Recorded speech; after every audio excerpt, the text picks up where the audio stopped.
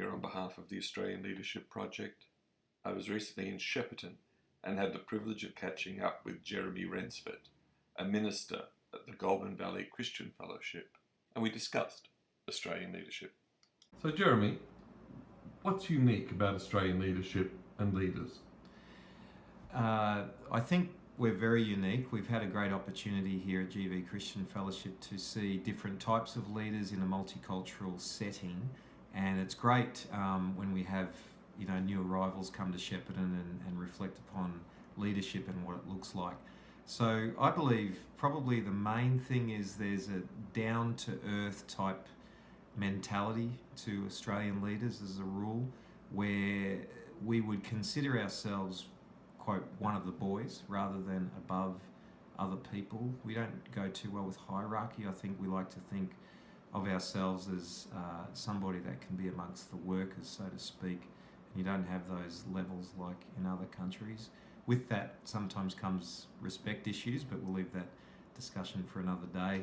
I think that's the main thing, is that there's hopefully an authenticity and an ability to go to anybody's level rather than to see yourself as above people in Australia. And then, as others may have mentioned, that fondness for humour. I don't know, I think if you understand that it's a good thing, but the kind of self-deprecation and also put down of others as a sign of acceptance, of mateship, that kind of thing.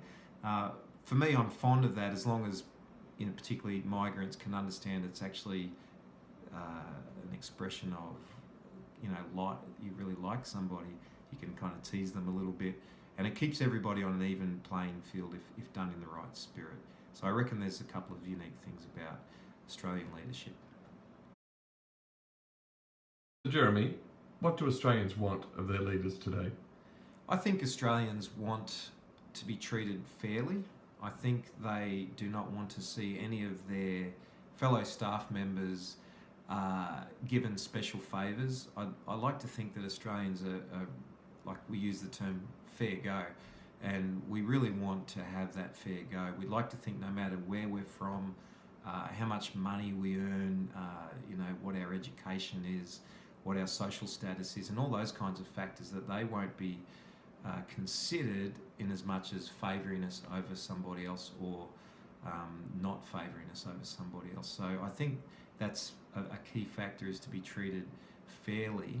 I reckon Australians are pretty fond of money. I reckon they want to get good reward for their labours. I think that is something that's quite enticing. So they want leaders that are going to reward effort.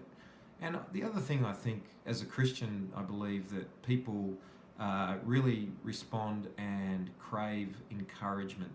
And sometimes it's not just a financial reward. In some ways, it's almost better to have acceptance and encouragement from your leader, to be given good training, and when we do a good job, to be thanked and say, you know what, you did a great job today, and I appreciate that. It's making a difference for our company or our organisation. And I find that just with leaders I'm involved with and people I'm involved with, that a little bit of encouragement and acknowledgement goes a long, long way. So I think that's another big factor as well.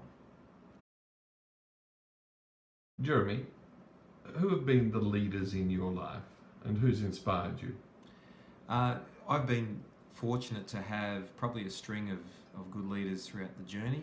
I'm very thankful to my father as first and foremost leader of me as a dad, but also in our faith, he's taught me a lot as well, and raised me up from childhood literally to know what a good leader is, and particularly the emphasis that he had on valuing everybody and caring for people and seeing the best in them.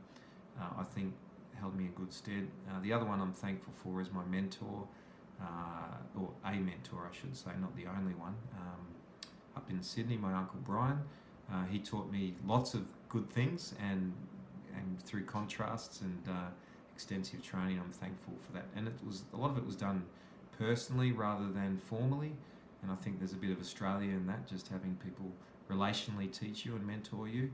And probably the greatest one would certainly be, as I read about Jesus Christ, and certainly as a Christian believe that I know Jesus Christ, His thoughts on leadership are, I believe, revolutionary, and I try and put every single recommendation that he taught on into practice myself personally. And when I've actually managed to do that, I've found that it produces amazing results in my 20 plus years of being a leader myself. It's just incredible, the revolutionary teaching that he had all those years ago that still apply to today.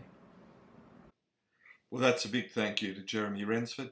If you'd like to join us and read more about Australian leadership, come to the website at australianleadership.com. You can share your stories there.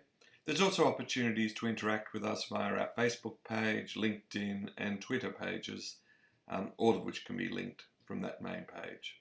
Wishing you a splendid day and hope you lead well.